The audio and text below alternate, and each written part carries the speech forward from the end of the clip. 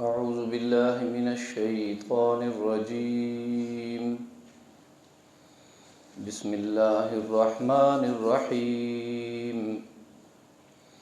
كيف يهدي الله قوما كفروا بعد إيمانهم وشهدوا أن الرسول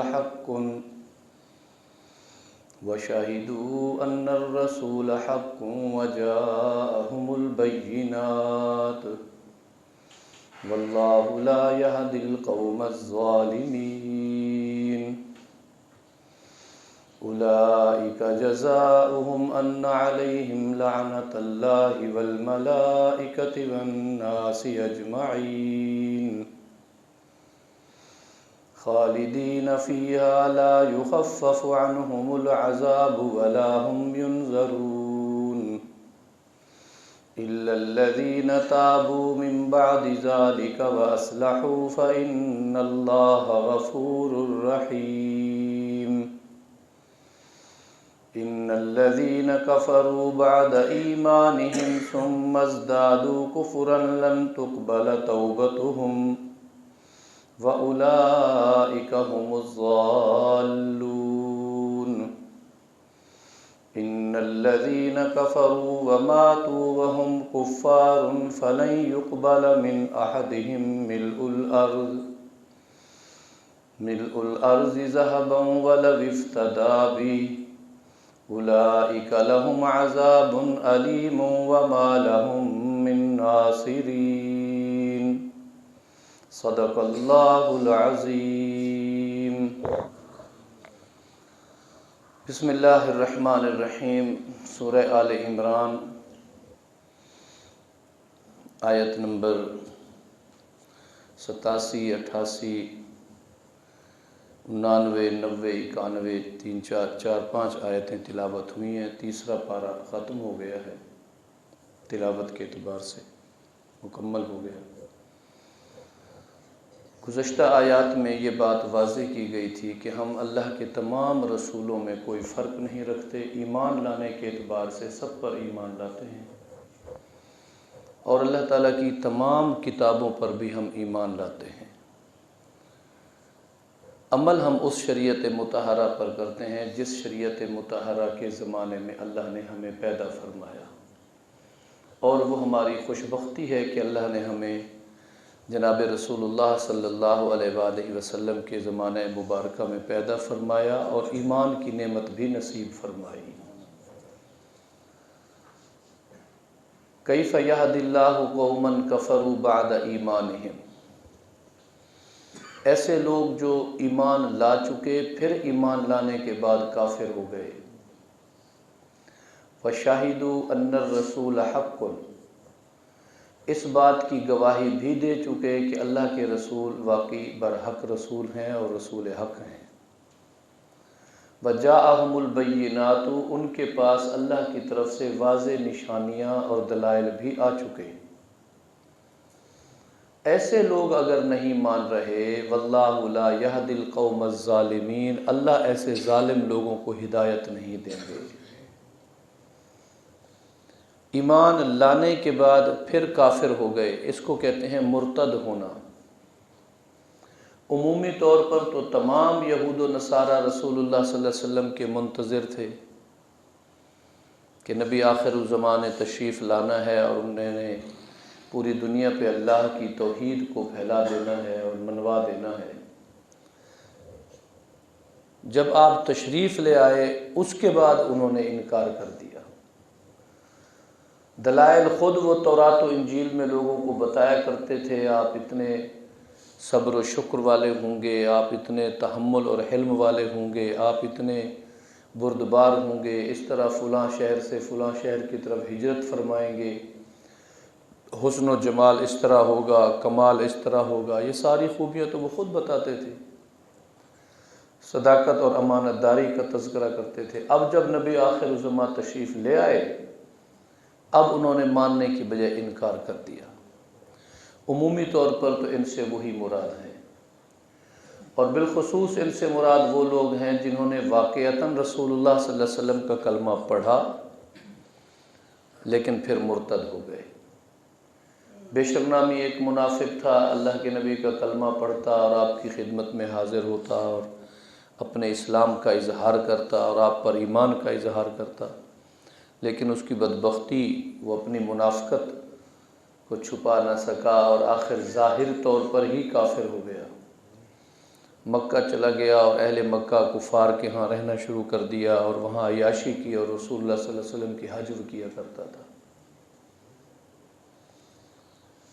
ابن خطل ایک شخص تھا، رسول اللہ صلی اللہ علیہ وسلم پر کلمہ پڑھا، مسلمان ہوا، آپ نے اسے صدقات کی وصولی پر مقرر فرمایا کہ آپ جائیں اور مختلف علاقہ جات سے زمینوں میں پیداوار جو ہوتی ہے اس کا عشر، سالانہ زکوٰۃ ان کو وصول کریں۔ خدمت کے لیے خادم بھی ساتھ دیا۔ جب پیسے ویسے بہت سارے اکٹھے ہو گئے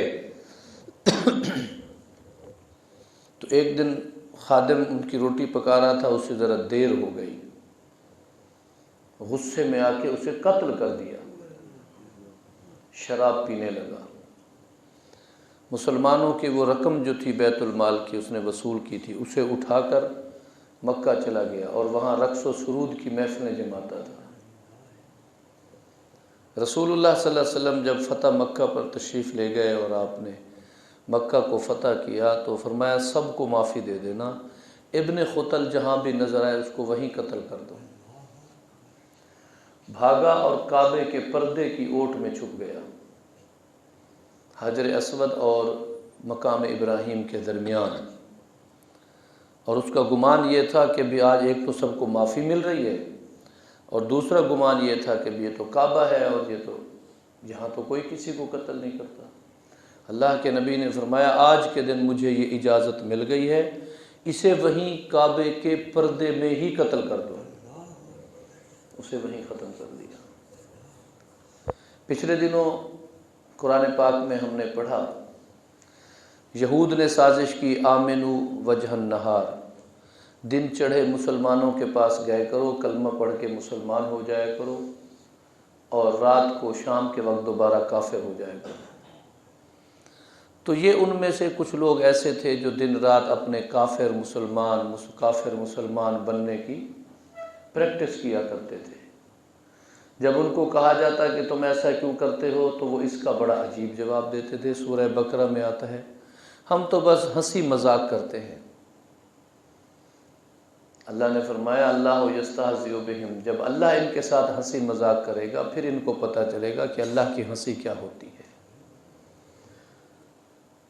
لفظ کو استعارے کے طور پر اللہ نے فرمایا، ورنہ اللہ کی عظمت کے خلاف ہے کہ اللہ استہزاء فرمائے۔ ایسے لوگ جو ایمان لانے کے بعد کافر ہو جاتے ہیں، اللہ تعالیٰ فرماتے ہیں اللہ ایسی ظالم قوم کو ہدایت نہیں دیں گے۔ اولئک جزاؤہم، ان کی سزا یہ ہے ان علیہم لعنت اللہ، ان پر اللہ کی لعنت ہے، والملائکۃ، فرشتوں کی بھی لعنت ہے، والناس اجمعین، اور تمام انسانوں کی لعنت ہے۔ ان کے ہدایت کے تمام دروازے بند ہو جاتے ہیں۔ اللہ بھی ان پر ناراض، اللہ کے فرشتے بھی ان پر ناراض، اور اللہ کے بندے بھی ان پر ناراض۔ اللہ تعالیٰ بھی انہیں حق سے دور کر دیتے ہیں، اللہ کے فرشتے بھی انہیں حق سے دور کرتے ہیں، اور اللہ کے بندے بھی ان کے لیے حق کی کوئی خواہش نہیں رکھتے۔ قرآن پاک میں ایسے لوگوں کے لیے آتا ہے نولیہ ما تولی، اللہ فرماتے ہیں پھر ہم ان کی رسیاں ڈھیلی کر دیتے ہیں، جاؤ جہاں جانا ہے مرو، ونصلہ جہنم، پھر ان کو جہنم میں داخل کرتے ہیں۔ یعنی اسباب ہدایت اپنانے کی بجائے دھتکار دینا، ٹھکرا دینا، تکبر کرنا، تو پھر اللہ تعالیٰ بھی ان کے ساتھ یہی معاملہ فرماتے ہیں۔ یہ لعنت، یہ غصہ، یہ حق سے دوری، یہ بعد عن الحق کب تک ہوگا؟ خالدین فیہا، ہمیشہ یہ اسی اللہ کی لعنت میں رہیں گے۔ لا یخفف عنہم العذاب، نہ ان سے عذاب ہلکا ہوگا، ولا ہم ینظرون، نہ ان کو مہلت دی جائے گی۔ ایسے تسلسل والے عذاب میں ان کو مبتلا کیا جائے گا کہ جس میں کوئی کمی بھی نہیں آئے گی۔ یہ بھی دو طرح کے عذاب ہیں، بعض اوقات دنیا میں، بعض اوقات آخرت میں۔ اب اللہ تعالیٰ کی رحمت جوش میں آ رہی ہے. الا الذین تابوا، ہاں اگر کوئی لوگ کافر بن جانے کے بعد پھر توبہ کر لیں، من بعد ذالک، اس کے بعد، واصلحوا، اور اپنی اصلاح کر لیں. مفسرین لکھتے ہیں اصلاح کا معنی یہ ہے کہ پھر اپنی پوری زندگی قرآن و سنت کے مطابق بسر کریں. ایک ہے کہ توبہ توبہ میری توبہ جی، میں معافی چاہتا ہوں جی، بس جی غلطی ہو گئی، لیکن اصلاح نہیں کی پھر اپنی. حقیقی توبہ کہتے اسے ہیں جس کام سے باز آنے کی توبہ کی جائے، دوبارہ وہ کام نہ کیا جائے. یہ ہے توبہ صحیح. فَإِنَّ اللَّهَ غَفُورٌ رَحِيمٌ، اگر وہ توبہ کر لیں اور اصلاح بھی کر لیں تو اللہ تعالیٰ بخشنے والے بھی ہیں اور مہربان بھی ہیں. إِنَّ الَّذِينَ كَفَرُوا بَعْدَ إِيمَانِهِمْ، جنہوں نے کفر کیا اور ایمان لانے کے بعد کافر ہوئے یعنی مرتد ہوئے. ثُمَّ ازْدَادُوا كُفْرًا، پھر اپنے ارتداد میں اور کفر میں حد سے بڑھتے چلے گئے. ایک تھا کہ بس نظریہ اسلام کو چھوڑا اور کسی اور نظریے پر چلے گئے، یہ بھی کوئی کم بدبختی نہیں ہے. پھر اس میں بڑھتے چلے گئے. لن تقبل توبتہم، اللہ ان کی توبہ بھی قبول نہیں کریں گے. ایسے شخص جو اتنے سرکش ہو جائیں تو اللہ رب العزت نے ان کی توبہ ان کو ریجیکٹ کر دی ہے.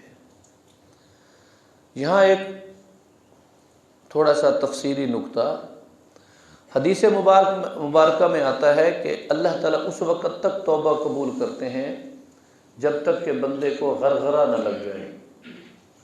موت کا غرغرہ جس میں سانس اکھڑ جاتی ہے. جب آدمی سانس مشکل سے لے رہا ہوتا ہے اور اس کی سانس کی نالیوں سے ایسی ہیبت ناک آوازیں آ رہی ہوتی ہے کہ قریب بیٹھنے والے تھک جاتے ہیں، اکتا جاتے ہیں، خوف زدہ ہو جاتے ہیں. اس وقت اس کے لیے آخرت کے تمام وہ پردے جو ابھی تک اس کی نظروں کے سامنے صرف سننے کو تھے، دیکھنے کو نہیں تھے، وہ ہٹا دیے، کھول دیے جاتے ہیں. قبر دکھا دی جاتی ہے، جہنم دکھا دی جاتی ہے، عذاب قبر دکھا دیا جاتا ہے. اللہ کی ناراضگی کی ساری وہ شکلیں مختلف انداز میں ظاہر کر دی جاتی ہیں. جب وہ ان کو دیکھتا ہے اس کی آنکھیں تنی کی تنی رہ جاتی ہیں. اب وہ چاہتا بھی ہے توبہ کروں، لیکن اب تو ختم ہو گئی بات. ایک دروازہ کھلے گا تو ایک بند ہو جائے گا. اب اللہ نے فرمایا ان کی توبہ بھی قبول نہیں ہوگی، یعنی یہ اتنے کفر میں بڑھ گئے کہ غرغرے کے وقت تک بھی کفر کی بات کرتے رہے. اس وقت بھی رام کو بلانا، اس وقت بھی اپنے نظریے پر قائم رہنا، اور اسی وقت بھی ایسی وصیتیں نصیحتیں کرنا کہ یوں کرنا اور یوں کرنا. جب یہ کفر میں اتنے بڑھ گئے کہ غرغرہ آنے تک بھی ان کو ہدایت کی طرف کوئی رجحان نہ ہوا، شوق نہ ہوا. اب غرغرہ لگ بھی جائے اور ان کی توبہ قبول نہیں ہوگی. اب ان کی توبہ قبول نہیں ہوگی، یہ بات ختم ہو گئی. وَأُولَٰئِكَ هُمُ الضَّالُّونَ، یہ لوگ گمراہ ہیں اور راہ سے ہٹ گئے ہیں.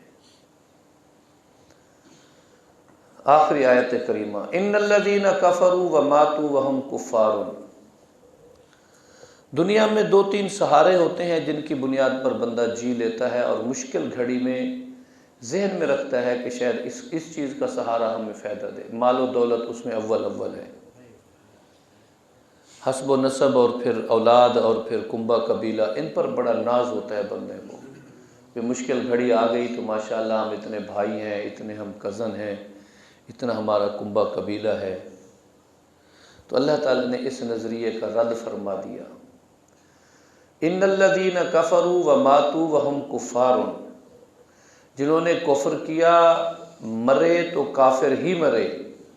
فلن یقبل من احدہم ملء الارض، ہرگز قبول نہیں کیا جائے گا ان میں سے کسی ایک سے ان کے کفر کے بدلے میں ملء الارض، پوری زمین کو بھر دینا، ذهبا، سونے سے.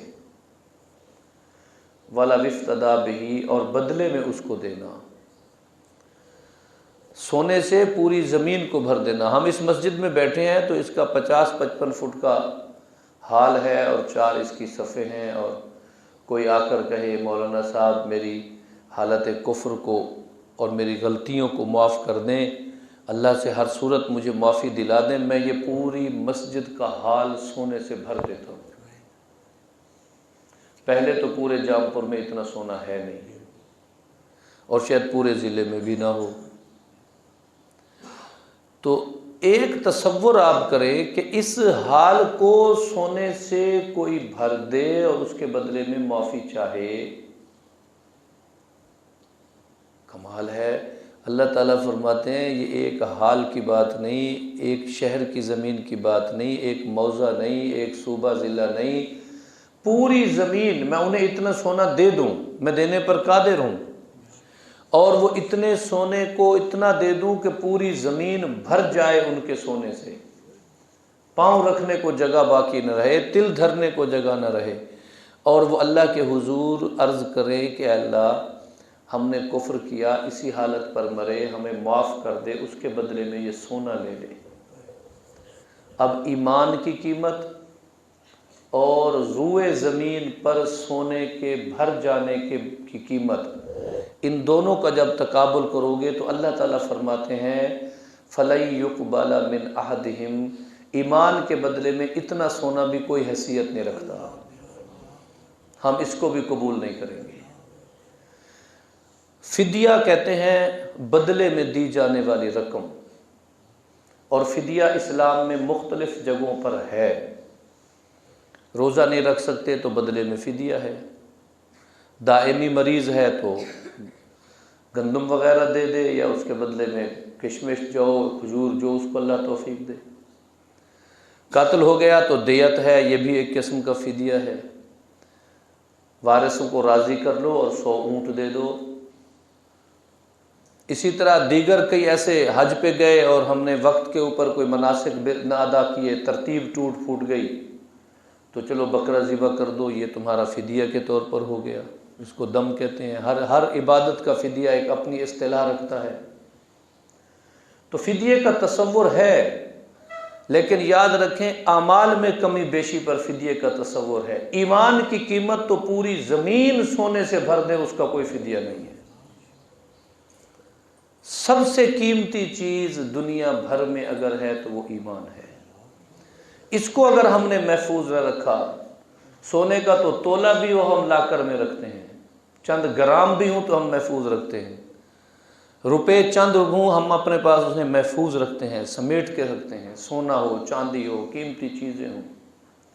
اور ایمان ہم اتنا سستا سمجھتے ہیں کیونکہ ہمیں اس ایمان کے لیے نہ تو کوڑے کھانے پڑے، نہ انگاروں پہ لیٹنا پڑا، نہ ہمیں الٹا لٹکا کے کسی نے مارا، نہ ہماری پیٹھ پر کوئی اتنے کوڑے لگے۔ امام احمد بن حنبل رحمۃ اللہ علیہ کو 20 کوڑے روز مارے جاتے، امام ابو حنیفہ رحمۃ اللہ علیہ کو اس بات پر کہ تم ہماری حکومت کے جج بن جاؤ، عدلیہ کا چیف جسٹس ہم آپ کو بناتے ہیں۔ انہوں نے فرمایا اگر میں بن جاؤں تو مجھے تیرے ہر فیصلے کی تائید کرنی پڑے گی، انکار کیسے کروں، میں تو حکومت کا حصہ بن جاؤں گا، لہٰذا آپ کے ہو سکتا ہے حکومت کے کچھ فیصلے ظالمانہ ہوں، غیر درست ہوں، میں ان کا حصہ نہیں بنتا۔ انہوں نے کہا اگر آپ حصہ نہیں بنتے تو ہم آپ کو سزا دیں گے۔ فرمانے لگے کوئی بات نہیں۔ کوڑے مارے جاتے، 120 کوڑے ایک دفعہ انہیں ایک عباسی بادشاہ نے مارے، اور روزانہ 10 مارا کرتا تھا، 12 دن تک وہ مارتا رہا، ننگی پیٹھ پر کوڑے برداشت کرتے رہے، لیکن ظلم کا حصہ نہیں بنے۔ تو بے ایمانی تو اور آگے ہے، بے ایمانی کی تو کیا ایمان کے بغیر کیا ہے۔ اولئک لہم عذاب علیم، ایسے لوگوں کے لیے دردناک عذاب ہے، وما لہم من ناصرین، اور کوئی ان کا مددگار نہیں ہوگا۔ مال کا بھی آ گیا، ان کا کوئی قبول نہیں کیا جائے گا، مددگار بھی کوئی نہیں ہوگا۔ ہم نے مددگار کتنے بنائے ہوئے ہیں، عجیب عجیب مددگار ہیں ہمارے۔ اللہ کے علاوہ ہم نے کئی مدد کے نعرے یاد کیے ہوئے، اور وہ مددگار جنہیں ہم اپنے لیے بڑا ایک مضبوط شیلٹر سمجھتے ہیں کہ اس کی وجہ سے ہم محفوظ ہو جائیں گے۔ اللہ نے فرمایا وَمَا لَهُم مِّن نَاصِرِينَ، ایمان ہوا تو پھر میرے پیغمبر کی شفاعت بھی ہے، ایمان ہوا تو بیٹا حافظ ہے اس کی شفاعت بھی ہے، ایمان ہوا تو جہاد کا فائدہ بھی ملے گا، ایمان ہوا تو کوئی عالم بھی سفارش کر سکے گا، ایمان ہوا تو قرآن کی تلاوت بھی تمہارے سامنے سفارشی بن جائے گی، اور اگر یہ چیز تمہارے پاس نہ ہوئی تو وَمَا لَهُم مِّن نَاصِرِينَ، کوئی مددگار نہیں ہوگا۔ آج اللہ کی فضل سے ہم نے 3 پارے مکمل کر لیے، انشاءاللہ آئندہ ہفتے 4تھے پارے سے یہ شروع ہوگا درس۔ اللہ تعالی ہمارے اس درس کو قبول فرمائے اور ہمیں عمل کی توفیق نصیب فرمائے۔